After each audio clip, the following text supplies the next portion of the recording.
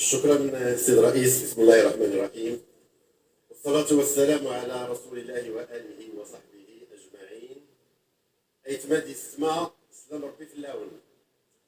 سيد الرئيس، سيد أمين العام، السادة والسيدات الرؤساء ورؤساء الوفود، أخواتي إخواني الأعزاء،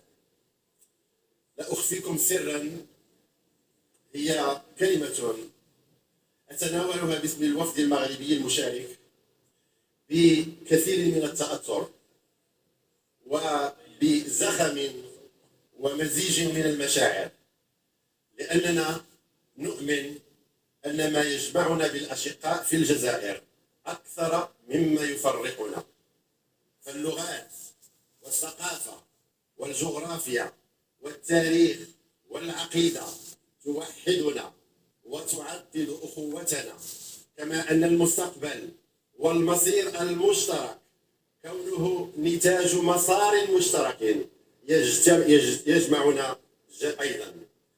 كان بودنا أن تطأ أقدامنا في رحلتنا هذه لعناق الإخوة الجيران دون إكراه الالتفاف والمرور عبر أرض الإفرنج لبلوغ أرض الإسلام لحضور تجمع الإخوة في الإسلام، لكن إصرارنا للحلول بين ظهراني إخواتنا بالجزائر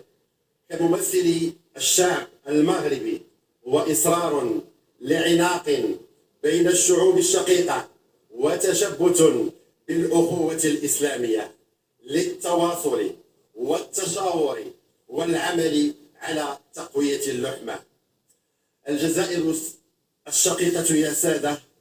أرض المليون ونصف مليون شهيد، بلد الشهداء الأجداد الذين ضحوا بدمائهم من أجل الأرض ومن أجل الحرية ومن أجل الوحدة الترابية. هي دروس ورسائل لنا كأحفاد للتمسك بالوحدة والذود عن الوطن الذي لا يقبل التجزيء أو التقسيم أو الخيانة. والأكيد أن بناء الأفق الموحد إلى جانب باقي الأشقاء المغاربيين في تونس وليبيا وموريتانيا بنفس المرتكزات المشتركة هو سبيلنا الوحيد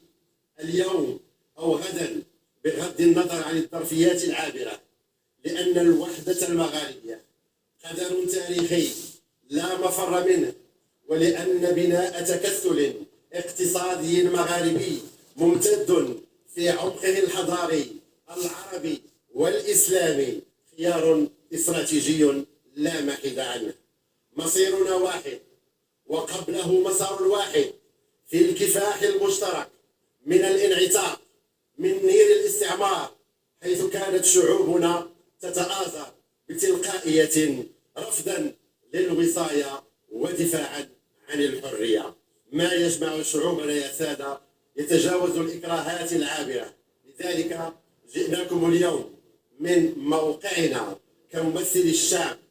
وممثل الأمة بقلب أخوي، نريد عناق الشعوب التواقة لضم بعضها البعض لنبصم على تاريخ جديد يكون في مستوى تاريخ نضال الأجداد الشهداء. ويبقى السؤال: هل نحن في مستوى هذا الإرث والحكمة والانتصار للوحدة كما أوصانا بذلك الأجداد؟ وفي نفس الإطار نعتبر هذه الدورة مناسبة يحل فيها المؤتمر مرة أخرى ضيفا على الجغرافية المغاربية من جديد على أهمية، وللتأكيد من جديد على أهمية وقيمة المغرب الكبير في ذاكرة هذه المنظمة البرلمانية الهامة. وهنا لا بد أن نتذكر إسهام المملكة المغربية في حدث تأسيس اتحادنا هذا وإرساء الحجر الأساس لإطار أردناه وأنشأناه معا سويا لتعزيز سبل التضامن الإسلامي وللإبقاء على صوت أمتنا الإسلامية مرفوعا ومسموعا وموحدا، خصوصا صوتها البرلماني الفاعل الحيوي، لكي يظل لها وضعها الاعتباري القوي وتأثيرها في مجرى الأحداث والتطورات الدولية. ومن باب التذكير دائما أستعيد بهذه المناسبة أشغال المؤتمر الثاني الذي احتضنته المملكة المغربية في الرباط يومي 27 و 28 سبتمبر 2001 برعاية ملكية شخصية فعلية. تلك الدورة الثانية التي اعتبرها الأشقاء الحاضرون آنذاك دورة تستكمل مهام التأسيس وتمهد لترسيخ الجسور وتقوية الوشائج الأخوية بين المجالس الأعضاء، مؤسسات وأفرادا وآفاقا وتوجهات ومرجعيات. وكان حرصنا ولا يزال بالتأكيد هو ذاته الحرص الجماعي لدى جميع الأعضاء بدون استثناء، وهو أن نلتقي بانتظام لنتحاور ولنتبادل الرأي ولنتوافق على الدوام حول الحد الأدنى الذي يجمعنا، ولنقرب الأفكار والخيارات ولنوحد الآفاق المتعددة في أفق واحد يأخذ بعين الاعتبار معناها التاريخي ومفهومها الحديث والمعاصر. ونحن كأمة إسلامية وكمجموعة برلمانية حيوية لها ثقلها السياسي والدبلوماسي والرمزي والأخلاقي، وجب أن نرفع صوتنا في العالم المعاصر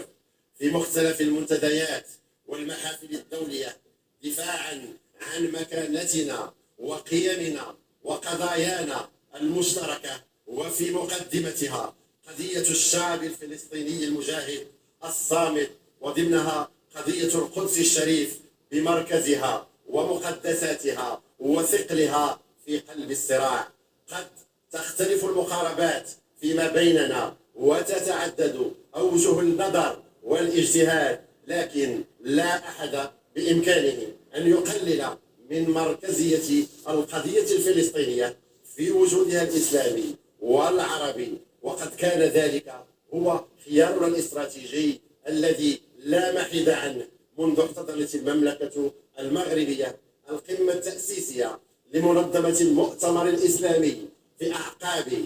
حادث إحراق المسجد الأقصى المبارك سنة 1969. تلك القمة التي أسست للقضية الفلسطينية لتكون أولوية من الأولويات الراسخة في الدينامية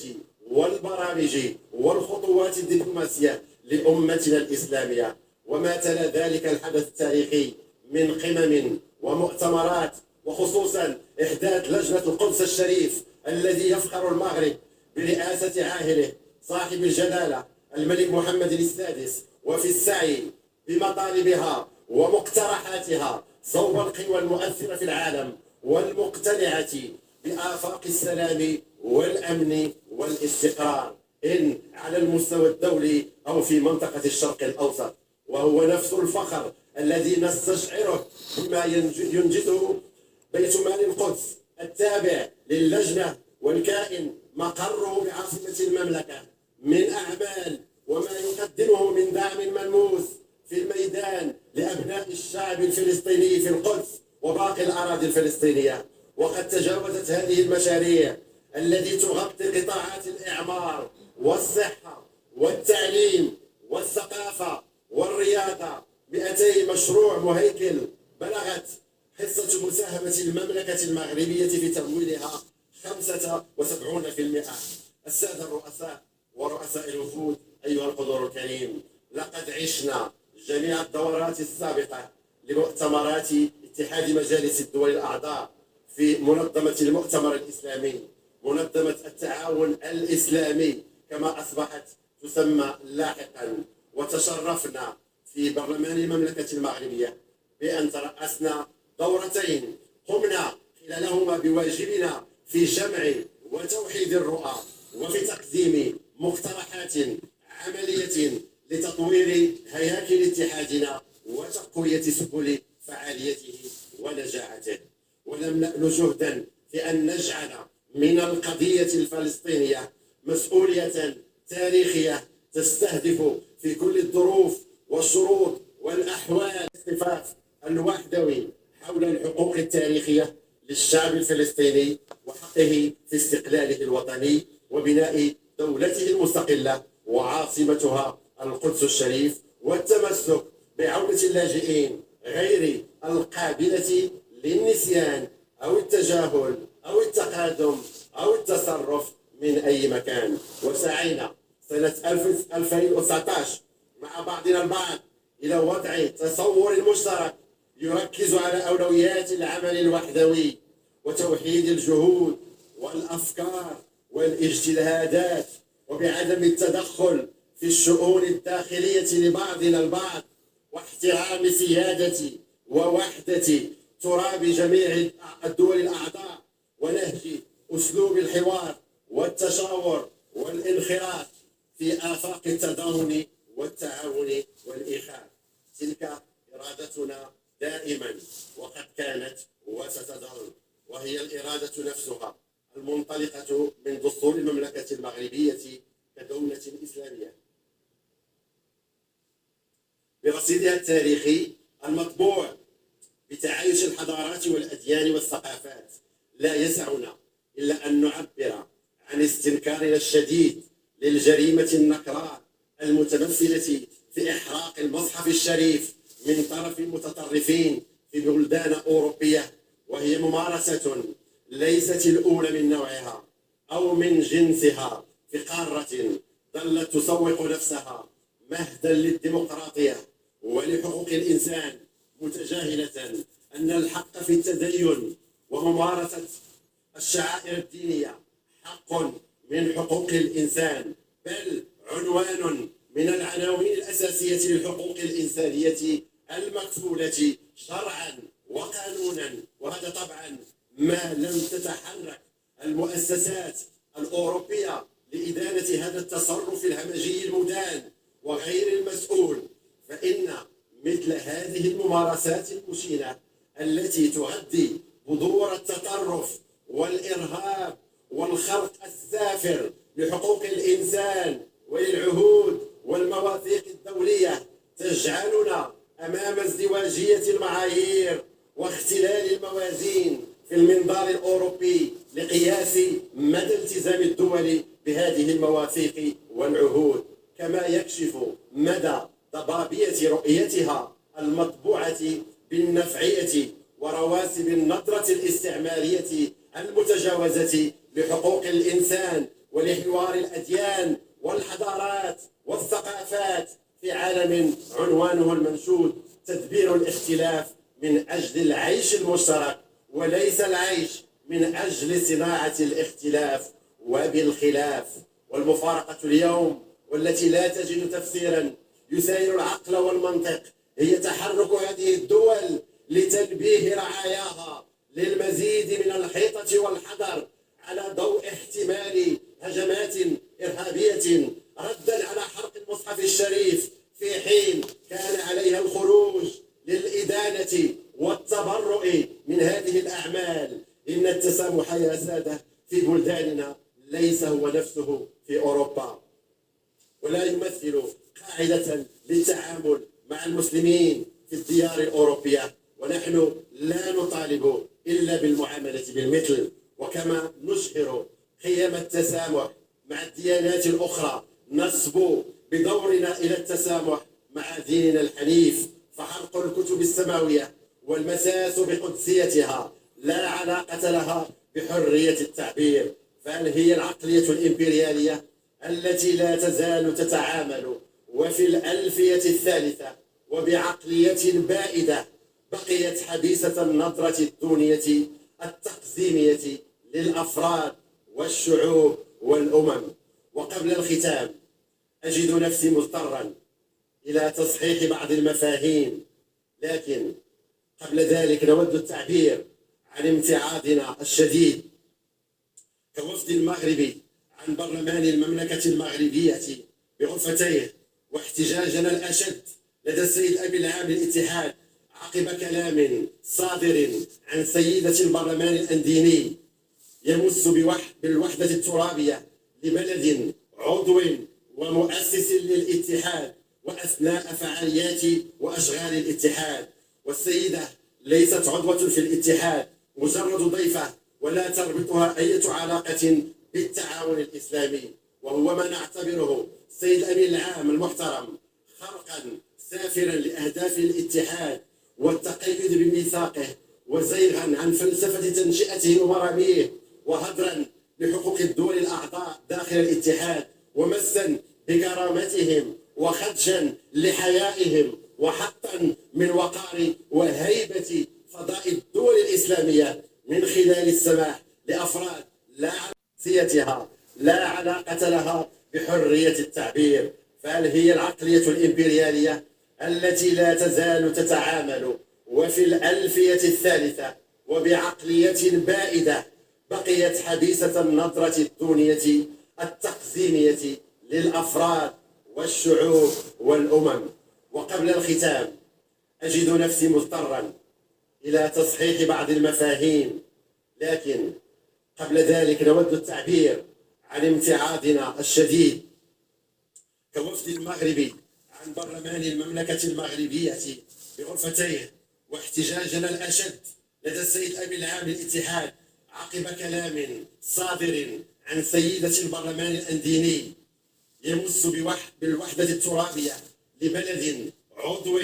ومؤسس للاتحاد وأثناء فعاليات وأشغال الاتحاد. والسيدة ليست عضوة في الاتحاد، مجرد ضيفة، ولا تربطها أي علاقة بالتعاون الإسلامي، وهو ما نعتبره السيد الأمين العام المحترم خرقا سافرا لأهداف الاتحاد والتقيد بميثاقه، وزيغا عن فلسفة تنشئته ومراميه، وهدرا لحقوق الدول الأعضاء داخل الاتحاد، ومسا بكرامتهم، وخدشا لحيائهم، وحطا من وقار وهيبة فضاء الدول الإسلامية من خلال السماح لأفراد لا علاقة لهم لا بالعروبة ولا بالإسلام، فقط لهم علاقة وطيدة بزرع البلبلة وتسميم الأجواء الأخوية بين الأشقاء بالتدخل في شؤون داخلية بين أبناء الوطن الواحد. ونهيب بالسيد الأمين العام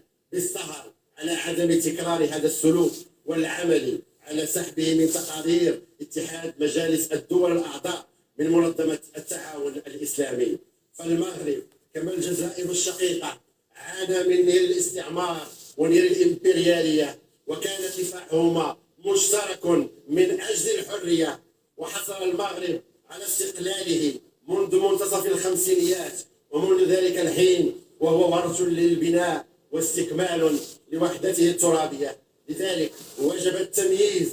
لمن اختلطت عليه المفاهيم بين المستعمر المعمر الطامع في الأرض والمجزئ لها، وصاحب الأرض الذي يسعى للذود عنها والحفاظ على إرث الأجداد من خلالها. ولإخواني في الجزائر الشقيقة أقول: هل كان لا بد للسماح بتعكير هذا الجو الأخوي لبلد جار وأخ شقيق يحل ضيفا بين إخوانه وأخواته بعد حفاوة اللقاء وحرارة العناق وكرم الضيافة؟ لا أعتقد أخوتي أن ذلك كان ضروريا. وسأستعير تعبير للسيد النائب المحترم يوسف الحمنية عن المجلس الشعبي الوطني لما قال خلال اجتماع اللجنة السياسية عقب حديث بين الأشقاء: هنيونا. وهو تعبير دارج في المغرب أيضا. وأنا بدوري وسيرا على قول السيد النائب المحترم أقول لكم رجاء ثم رجاء باسم العروبة والأخوة والأمازيغية والإسلام: هنيونا. وسأختم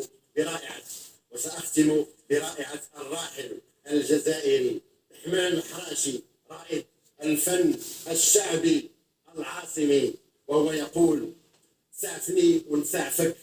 قدرني ونقدرك، عهدني ونعهدك، ما تسبقني العار، الله يخلينا احباب طول الدهر والايام، والله ينجينا من العيوب والجار، حبيب الجار، كل متمنياتي بالنجاح لاشغال هذه المؤتمر. شكرا.